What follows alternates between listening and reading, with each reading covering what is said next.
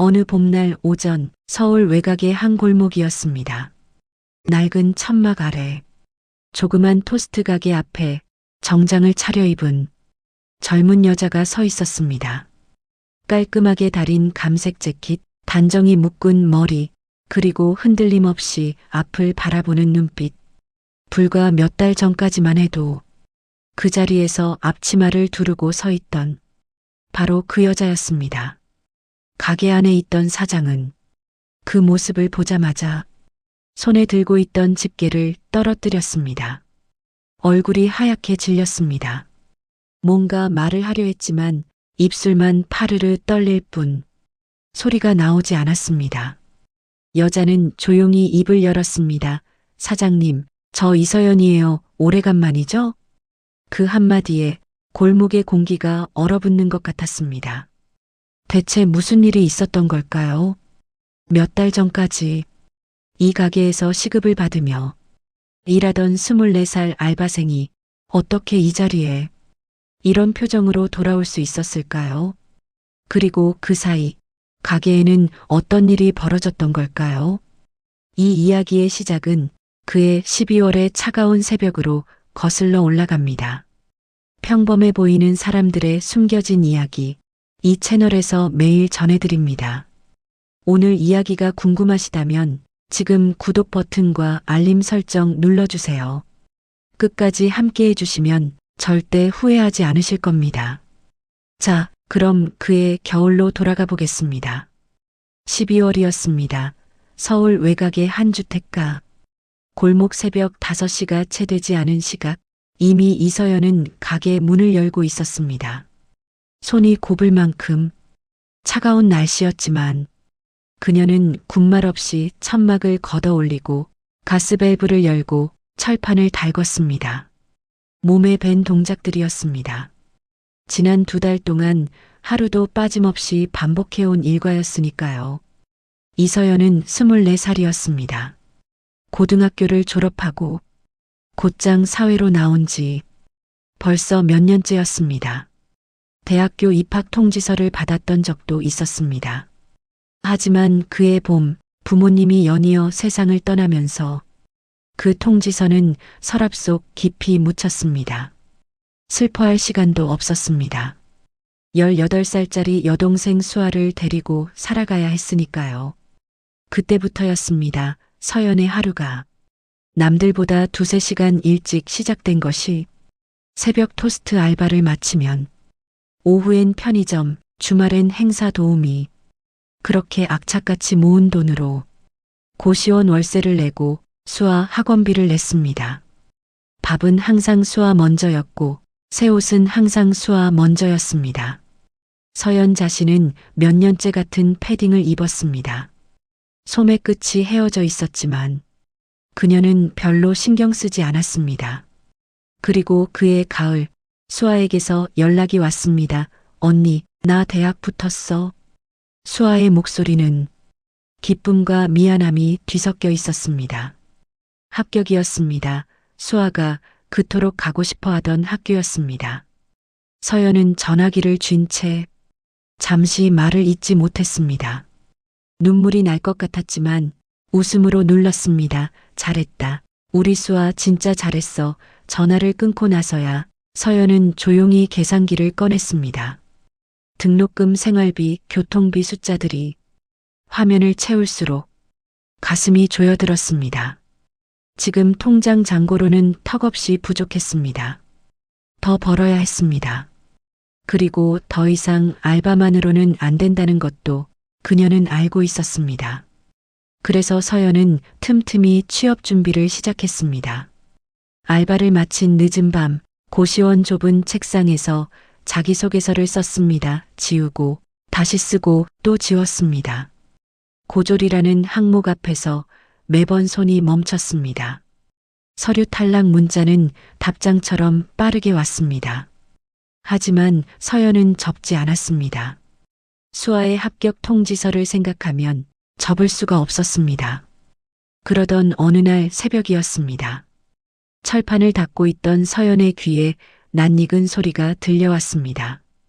빗자루 소리였습니다. 싹 싹 규칙적이고 묵직한 그 소리는 이 골목 새벽의 일부였습니다. 서연이 고개를 들었습니다. 형광조끼를 입은 아저씨였습니다.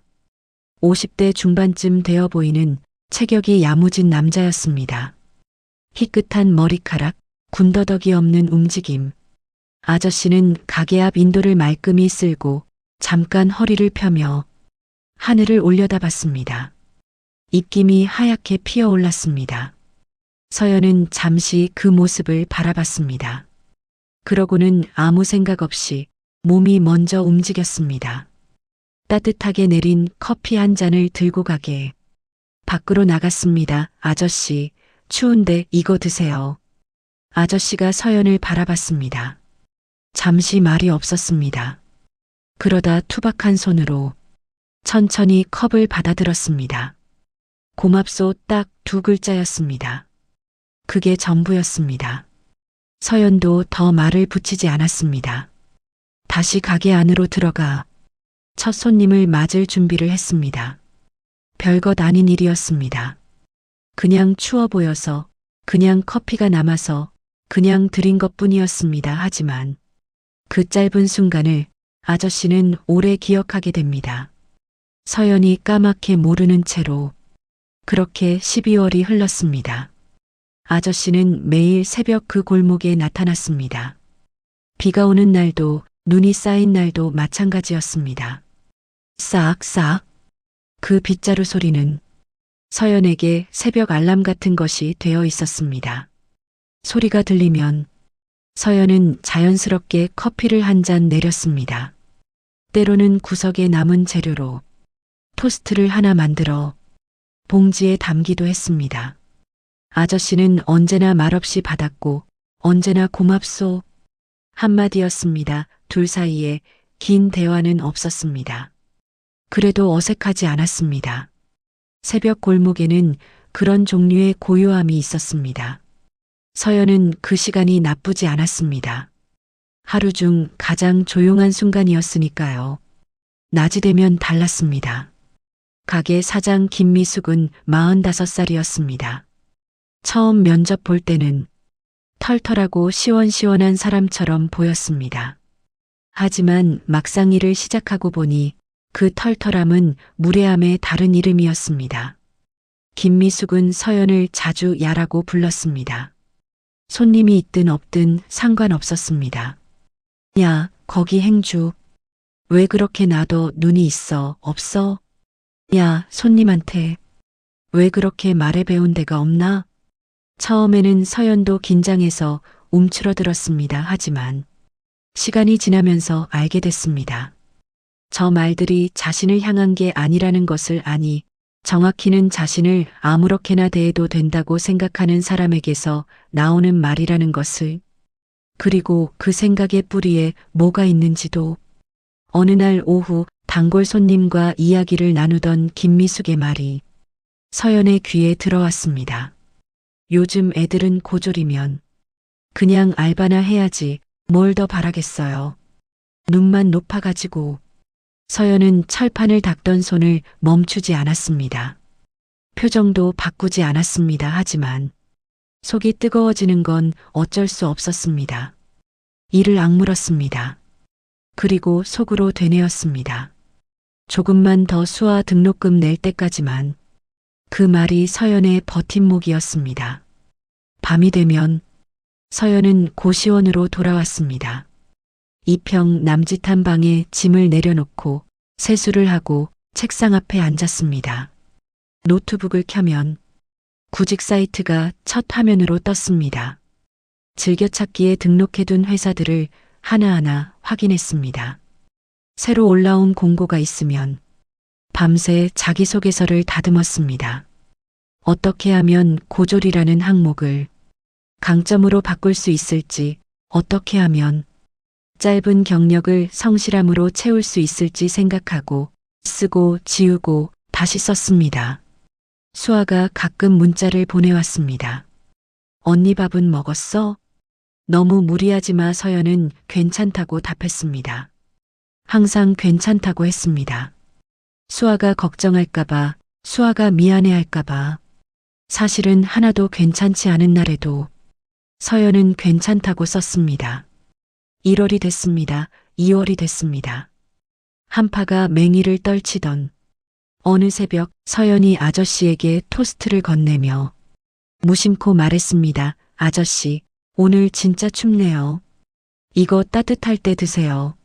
아저씨는 토스트를 받아들고 잠시 서연을 바라봤습니다. 평소와 다른 눈빛이었습니다. 뭔가를 오래 들여다보는 것 같은 그런 눈빛이었습니다. 서연은 눈치채지 못했습니다. 이미 가게 안으로 들어서고 있었으니까요. 아저씨는 천천히 토스트 봉지를 들어 한 입 베어 물었습니다. 그리고 골목 끝을 바라보며 혼자 낮게 중얼거렸습니다. 저 아이는 예사롭지 않다고. 그 혼잣말을 새벽 바람만 들었습니다. 3월이 코앞으로 다가온 어느 날이었습니다. 서연은 며칠 전부터 마음속으로 날짜를 세고 있었습니다. 드디어 면접 연락이 온 것이었습니다. 작은 유통회사였지만 서연에게는 충분했습니다. 고졸도 지원 가능하다는 공고 문구를 보고 밤새 자기소개서를 다듬었고 며칠을 기다린 끝에 겨우 잡은 기회였습니다. 면접 시각은 오전 11시, 가게 오픈 시각은 오전 7시, 중간에 두어 시간 빠져나가면 된다고 생각했습니다. 손님이 뜸한 시간대였고 사장도 그 시간엔 자리를 비우는 날이 많았습니다. 서연은 전날 밤 조심스럽게 문자를 보냈습니다. 사장님, 내일 오전에 개인 사정이 생겨서 2시간 정도 자리 비워도 될까요? 오후엔 바로 복귀하겠습니다. 답장은 짧게 왔습니다. 알아서 해요. 서연은 그것을 허락으로 받아들였습니다. 그리고 다음 날 아침 평소보다 더 일찍 나와 가게를 깨끗이 정리해뒀습니다. 재료도 미리 손질해뒀습니다. 할 수 있는 건 다 해두고 나서야 조심스럽게 앞치마를 벗었습니다. 면접은 생각보다 잘 풀렸습니다. 면접관이 서연의 눈을 보며 말했습니다. 성실해 보이네요. 연락드릴게요. 서연은 골목 어귀에서 그 말을 곱씹으며 돌아왔습니다. 심장이 두근거렸습니다. 처음으로 탈락이 아닐 수도 있겠다는 생각이 들었습니다. 발걸음이 조금 가벼웠습니다. 그런데 가게 문을 열었을 때 분위기가 이상했습니다. 김미숙이 팔짱을 끼고 카운터 앞에 서 있었습니다. 눈빛이 싸늘했습니다. 서연이 들어서자마자 말이 쏟아졌습니다. 어디 갔다 온 거야? 면접이요. 미리 말씀드렸잖아요. 면접? 다른데 취업하려고. 내 가게에서 알바하는 거야? 그러면서 월급은 꼬박꼬박 챙겨가고. 서연은 당황했습니다. 하지만 침착하게 대답했습니다. 알바랑 취업 준비는 별게 아닌가요? 업무 시간 외에 한 건데요. 업무 시간 외? 웃기고 있네. 내가 허락한 적 있어? 문자로 말씀드렸고 알아서 해요 하셨잖아요. 김미숙의 얼굴이 붉어졌습니다. 자신이 허락 비슷하게 답했다는 걸 알고 있었을 겁니다. 하지만 그 사실을 인정하는 대신 화살을 다른 곳으로 돌렸습니다. 그리고 아침마다 재료 낭비하는 거 내가 모를 줄 알았어? 청소부 아저씨한테 토스트에 커피까지 갖다 바치고 그게 내 거야? 내 재료잖아. 서연의 가슴이 철렁했습니다. 그걸 보고 있었구나. 그 새벽에 저 사람이 지켜보고 있었구나. 제 식사 시간에 남은 재료로 만든 거예요. 버릴 거 드린 건데요. 버릴 거면 내가 결정해. 내가 맘대로 퍼줄 권한 없어. 말이 점점 커졌습니다. 서연은 목구멍까지 올라오는 말들을 꾹꾹 눌렀습니다. 아직 이달 임금을 받지 못했습니다. 싸우면 안 됐습니다. 하지만 김미숙은 멈추지 않았습니다. 이번 달로 그만둬요. 오늘부터 안 나와도 돼. 서연은 그 말을 듣는 순간 머릿속이 하얘지는 기분이었습니다. 사장님, 그럼 이번 달 임금은요? 정산해 줄게. 나중에 연락해. 나중에 그 두 글자가 심상치 않게 들렸습니다. 서연은 한 발짝도 물러서지 않았습니다. 언제요? 날짜 정해주세요. 바쁘니까. 나중에 연락한다고. 김미숙은 그 말을 끝으로 안쪽으로 들어가 버렸습니다. 서연은 혼자 가게 앞에 남겨졌습니다. 손이 떨렸습니다. 억울함이 파도처럼 밀려왔습니다. 잘못한 게 없었습니다. 단 하나도 그때였습니다. 골목 끝에서 빗자루 소리가 들렸습니다. 싹싹. 최 아저씨였습니다. 아저씨는 평소와 다름없이 골목을 쓸고 있었습니다. 하지만 그 눈은 가게 쪽을 향해 있었습니다. 방금 전 그 대화가 골목에 고스란히 퍼져나갔다는 걸 서연은 미처 몰랐습니다. 아저씨는 빗자루질을 멈추지 않았습니다. 그저 묵묵히 쓸었습니다. 하지만 그 표정은 평소와 달랐습니다. 그날 밤 서연은 오래도록 잠을 이루지 못했습니다. 고시원 천장을 바라보며 오늘 있었던 일을 처음부터 다시 되짚었습니다. 면접 외출은 미리 말했습니다. 재료는 버릴 것을 썼습니다. 업무 시간을 어긴 적도 없었습니다. 아무리 생각해도 잘못한 게 없었습니다. 그런데 잘렸습니다. 그리고 2달치도 안 되는 임금의 절반을 사장은 아직 주지 않고 있었습니다. 계산을 해봤습니다. 받지 못한 돈이 수아 한 달 생활비에 맞먹었습니다. 그냥 넘어갈 수 있는 돈이 아니었습니다. 다음 날 아침 서연은 사장에게 문자를 보냈습니다. 정중하게 그러나 명확하게 미지급 임금을 언제까지 정산해 줄 수 있는지 날짜를 알려달라고 했습니다. 답장은 오후 늦게 왔습니다. 바빠요. 다음 주에 연락할게요. 다음 주가 됐습니다. 연락이 없었습니다. 서연이 다시 문자를 보냈습니다. 이번엔 답장조차 없었습니다. 서연은 속이 타들어가는 것 같았습니다. 하지만 어디에 하소연할 데가 없었습니다. 수아에게는 말할 수 없었습니다. 걱정시키기 싫었습니다. 친구들에게도 쉽게 말이 나오지 않았습니다. 자신이 해고당했다는 사실이 어딘가 부끄럽게 느껴졌습니다. 잘못한 것도 없는데 이상하게도 부끄러웠습니다. 그러던 어느 날 오전이었습니다. 서연이 편의점 알바를 마치고 골목을 지나던 참이었습니다. 옛 가게 앞을 지나치려는데 익숙한 형광조끼가 눈에 들어왔습니다. 최 아저씨였습니다. 아저씨는 평소처럼 골목을 쓸고 있었습니다. 아저씨가 먼저 서연을 발견했습니다. 요즘 안 보이던데. 서연은 잠깐 멈칫했습니다. 그러고는 애써 웃으며 대답했습니다. 그만뒀어요. 이제 다른 데 알아보려고요. 아저씨는 빗자루질을 멈추고 서연을 바라봤습니다. 잠시 침묵이 흘렀습니다. 힘들었겠네. 딱 3마디였습니다. 그런데 그 3마디가 서연의 가슴 어딘가를 건드렸습니다. 괜찮다고 말하려 했습니다. 늘 그랬듯이. 그런데 이상하게 그 말이 나오지 않았습니다. 서연은 그냥 조용히 고개를 끄덕였습니다. 아저씨는 더 묻지 않았습니다. 다시 빗자루를 들었습니다.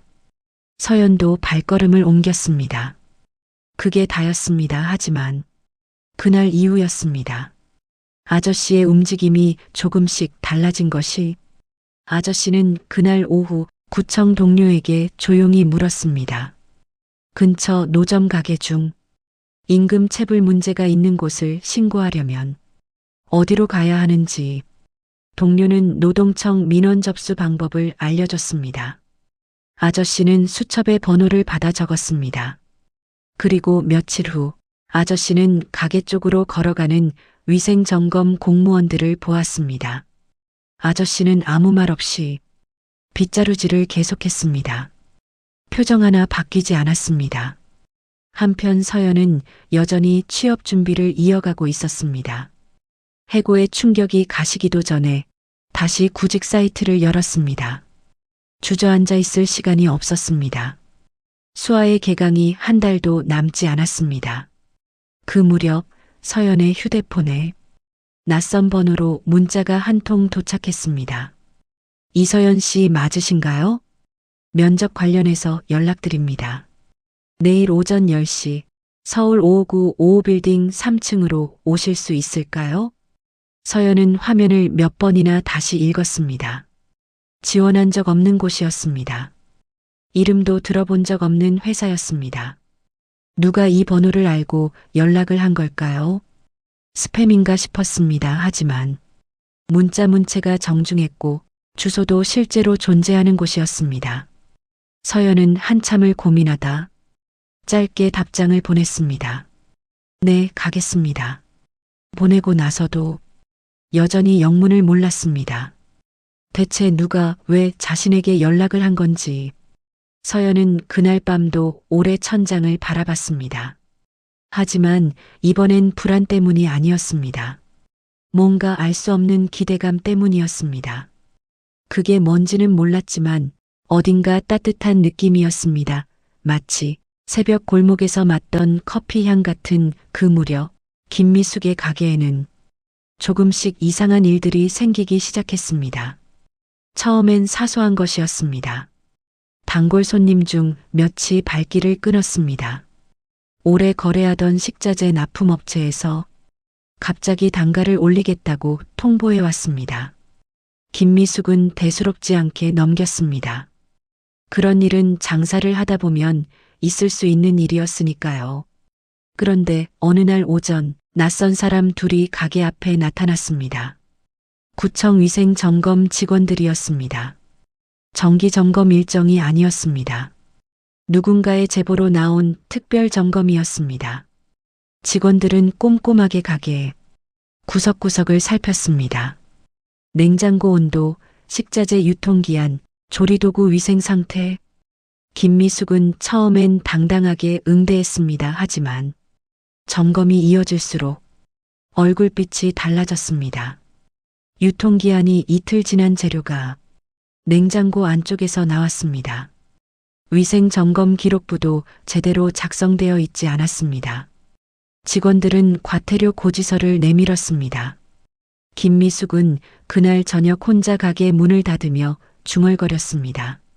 누가 신고한 거지 하지만 딱히 떠오르는 사람이 없었습니다. 그로부터 며칠 후였습니다.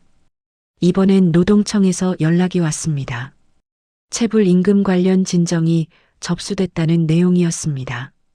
담당자는 정해진 기한 안에 임금을 지급하지 않으면 법적 절차가 진행된다고 안내했습니다. 김미숙은 전화를 끊고 나서 한동안 멍하니 앉아 있었습니다. 이서연 그 이름이 머릿속을 스쳤습니다. 그 애가 신고를 한 건가 하지만 서연은 그런 애가 아닌 것 같았는데 조용히 꾹꾹 눌러 담는 애였는데 김미숙이 몰랐던 것이 있었습니다. 서연이 직접 신고한 게 아니었습니다. 서연은 아직 그 방법조차 제대로 몰랐습니다. 누군가 다른 사람이 서연 대신 먼저 움직인 것이었습니다. 노동청 진정서에는 신고인 이름이 적혀 있지 않았습니다.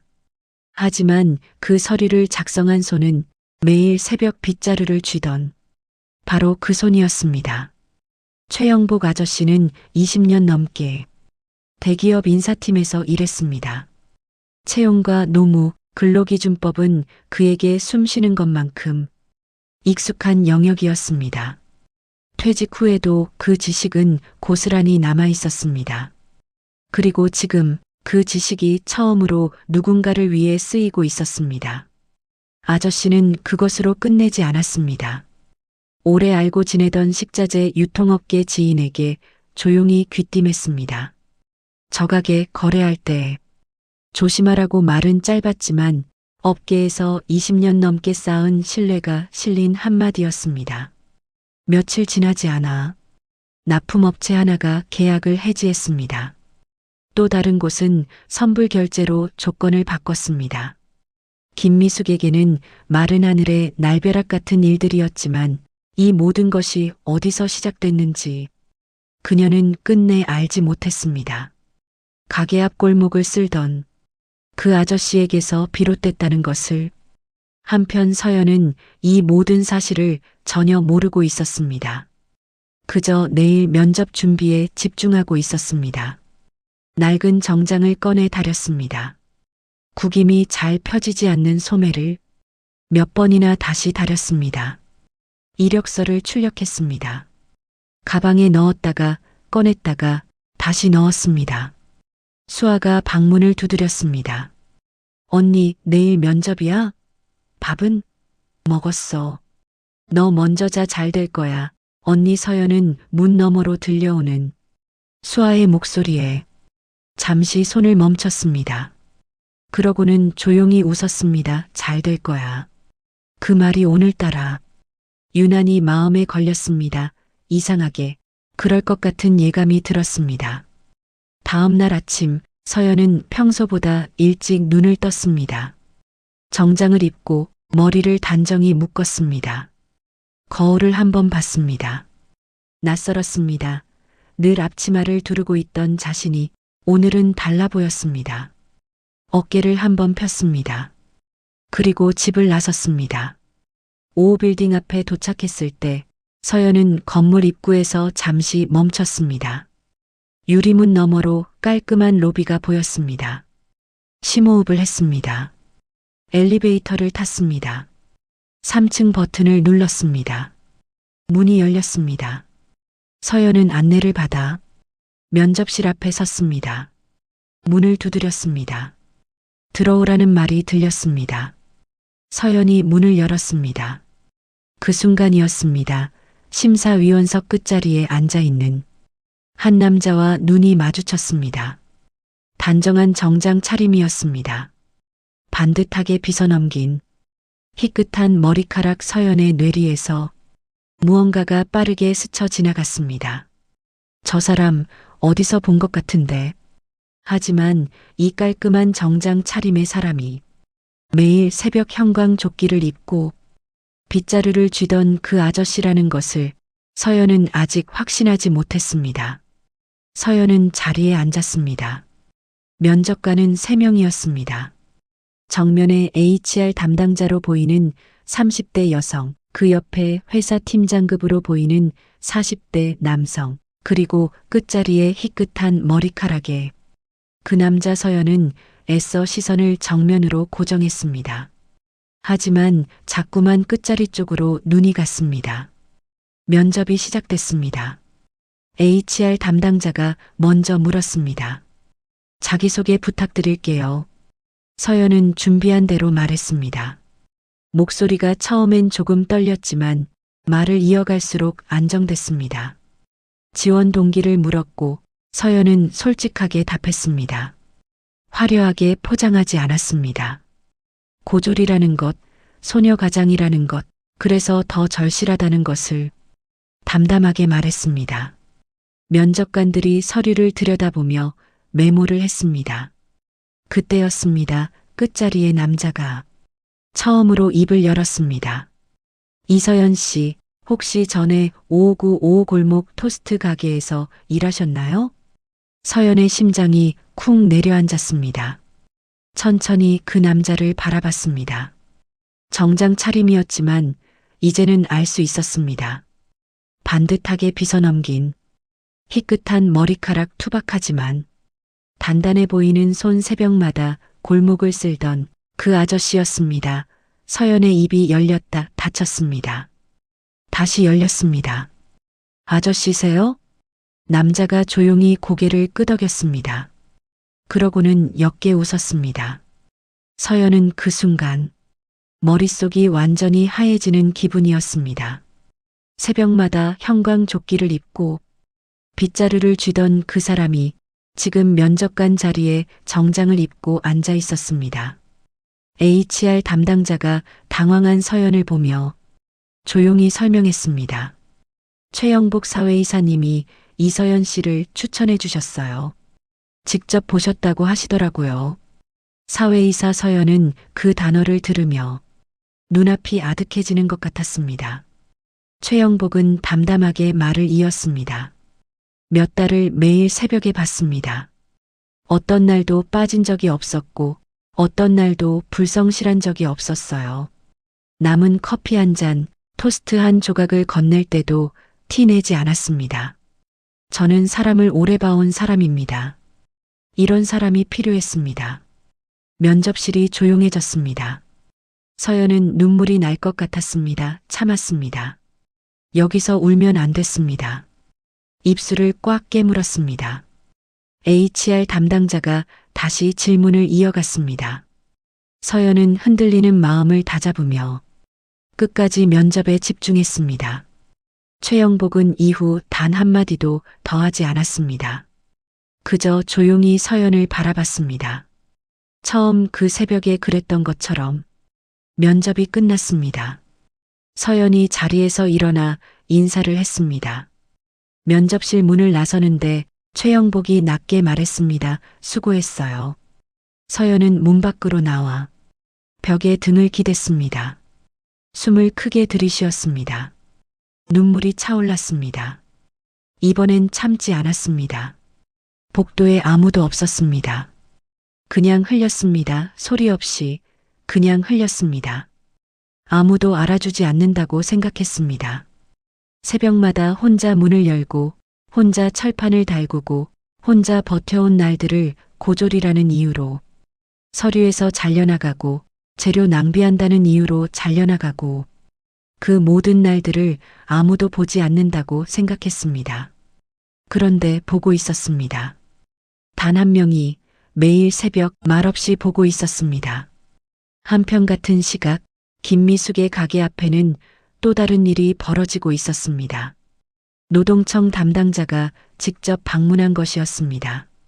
전화로 안내했음에도 기한 내 임금이 지급되지 않았기 때문이었습니다. 담당자는 명확하게 고지했습니다. 체불 임금 전액과 함께 지연이자 그리고 신고 사건에 따른 과태료까지 납부해야 한다고. 김미숙의 얼굴이 굳었습니다. 예상보다 훨씬 큰 금액이었습니다. 가게 안 손님들이 그 장면을 보고 있었습니다. 골목을 지나던 사람들도 걸음을 늦췄습니다. 김미숙은 낮은 목소리로 담당자에게 말했습니다. 자리 옮겨서 얘기합시다 하지만 담당자는 움직이지 않았습니다. 여기서 말씀드려도 됩니다. 공식 절차입니다. 그 말이 골목에 또렷하게 울렸습니다. 며칠 후 서연에게 합격 통보가 왔습니다. 짧은 문자였습니다. 최종 합격을 축하드립니다. 서연은 그 문자를 받고 한동안 화면을 바라봤습니다. 기쁘다는 감정이 올라오기까지 시간이 좀 걸렸습니다. 너무 오랫동안 탈락에 익숙해져 있었던 탓이었습니다. 그러다 천천히 눈물이 먼저 왔습니다. 기쁨의 눈물인지 안도의 눈물인지 구분이 되지 않았습니다. 그냥 흘렀습니다. 서연은 수아에게 전화를 걸었습니다. 수아야, 나 붙었어. 전화기 너머로 수아의 비명 같은 함성이 터져 나왔습니다. 그러다 갑자기 울음소리로 바뀌었습니다. 서연도 따라 울었습니다. 둘이 한참을 전화기를 붙들고 울었습니다. 말은 별로 없었습니다. 그래도 됐습니다. 말이 필요 없는 울음이었습니다. 그날 저녁 최영복에게서 연락이 왔습니다. 짧은 문자였습니다. 시간 되면 내일 잠깐 볼 수 있을까요? 서연은 다음 날 아침 최영복이 알려준 카페로 갔습니다. 아저씨는 이미 와 있었습니다. 창가 자리에 앉아 아메리카노를 앞에 두고 있었습니다. 정장은 아니었습니다. 수수한 점퍼 차림이었습니다. 그게 오히려 더 익숙했습니다. 서연이 맞은편에 앉았습니다. 잠시 침묵이 흘렀습니다. 서연이 먼저 입을 열었습니다. 아저씨, 저한테 왜 그러신 거예요? 최영복은 커피잔을 내려놓으며 천천히 말했습니다. 20년 넘게 사람을 뽑는 일을 했어요. 이력서만 보고 뽑기도 했고 면접만 보고 뽑기도 했습니다. 근데 나중에 보면 진짜 일 잘하는 사람은 따로 있더라고요. 서연은 조용히 듣고 있었습니다. 화려한 스펙을 가진 사람이 아니라 아무도 보지 않을 때도 똑같이 행동하는 사람. 새벽 5시에 혼자 가게 문을 열면서 지나가는 사람한테 커피를 건네는 사람. 그게 진짜 됩니다. 나는 그걸 오래 봐왔어요. 서연의 눈이 촉촉해졌습니다. 그런데 아저씨, 왜 환경미화 일을 하세요? 사회이사시면 최영복이 조용히 웃었습니다. 퇴직하고 나서 한동안 멍했어요. 높은 자리에 있다가 내려오니까 내가 누군지 모르겠더라고. 그래서 땅에서부터 다시 시작하자 싶었습니다. 새벽에 골목 쓸면서 사람들 오가는 거 보고 세상이 어떻게 돌아가는지 몸으로 느끼고 싶었어요. 서연은 그 말을 들으며 무언가가 가슴 깊이 내려앉는 기분이었습니다. 그리고 최영복이 말을 이었습니다. 한 가지 더 알려줄 게 있어요. 그는 서연에게 봉투 하나를 내밀었습니다. 서연이 봉투를 열었습니다. 안에는 입금 확인증이 들어 있었습니다. 서연의 계좌로 돈이 입금된 내역이었습니다.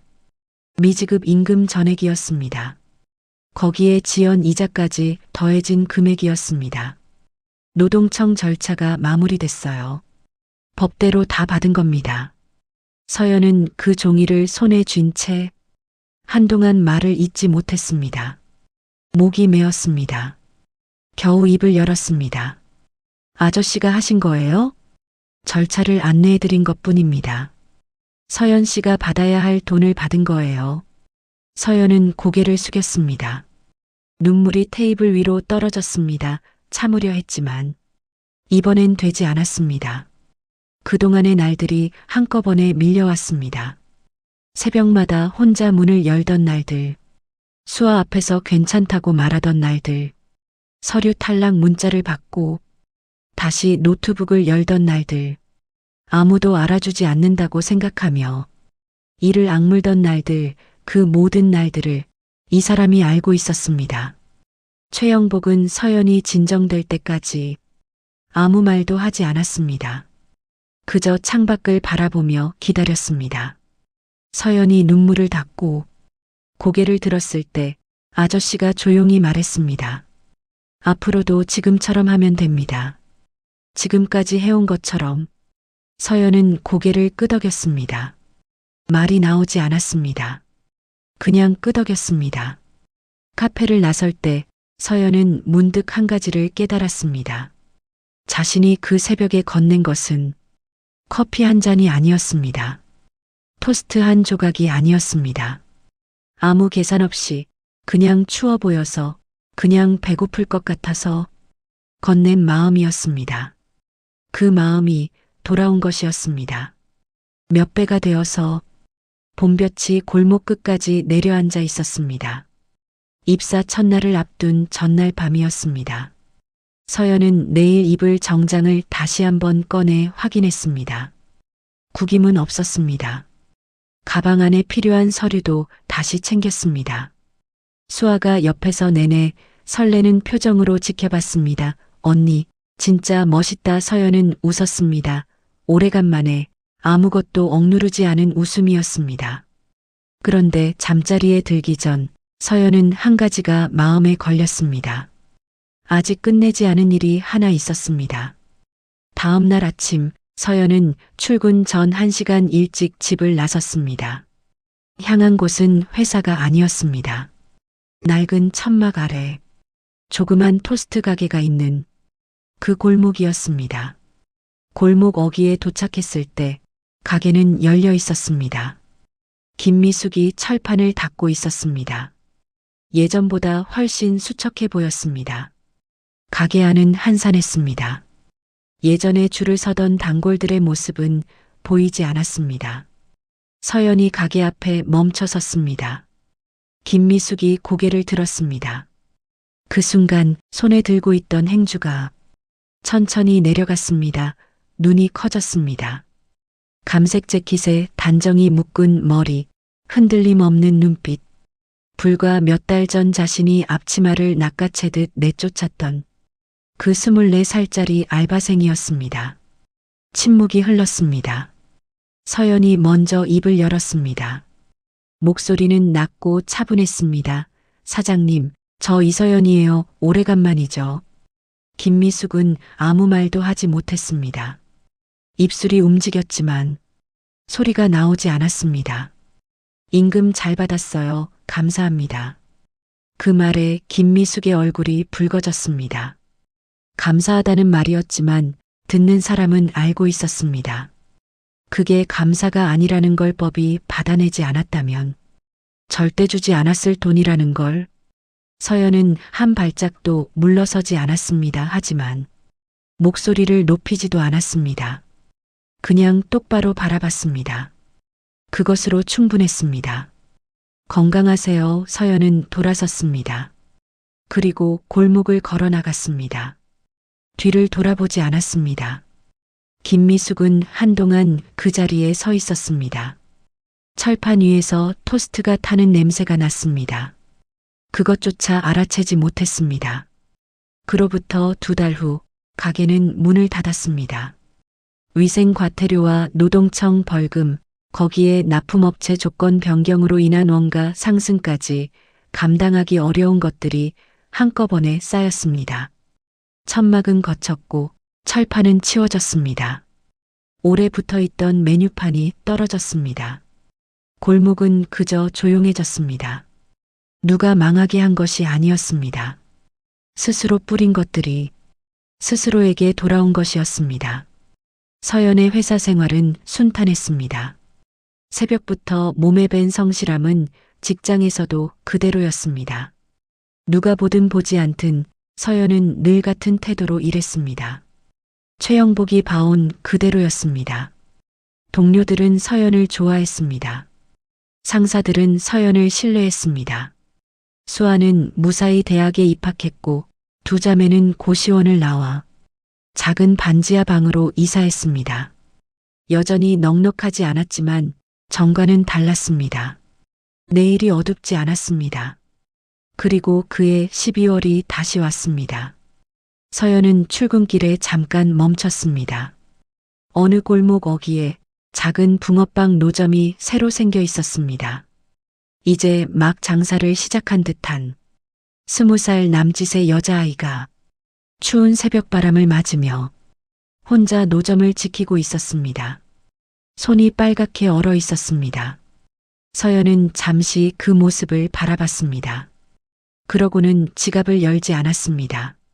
대신 편의점에 들어가 따뜻한 캔커피 2개를 샀습니다. 돌아와 그 여자아이 앞에 하나를 내밀었습니다. 추운데 이거 드세요. 여자아이가 눈을 동그랗게 떴습니다. 그러다 수줍게 2 손으로 커피를 받았습니다. 감사합니다. 서연은 웃었습니다. 말없이 돌아서서 다시 걸음을 옮겼습니다. 그 순간 서연은 알았습니다.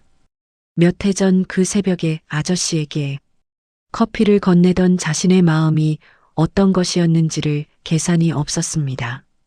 기대가 없었습니다. 그냥 추워 보여서였습니다.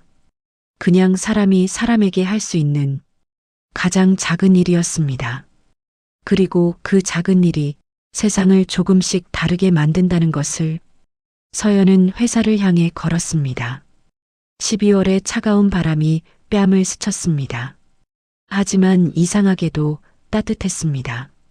어떤 마음은 사라지지 않습니다. 돌고 돌아 반드시 돌아옵니다.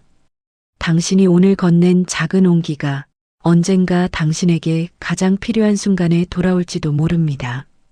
그러니 기억해 주세요. 아무도 보지 않는 새벽에도 당신의 마음은 누군가의 눈에 닿고 있다는 것을. 오늘 이야기 여기까지입니다. 끝까지 함께 해주셔서 고맙습니다.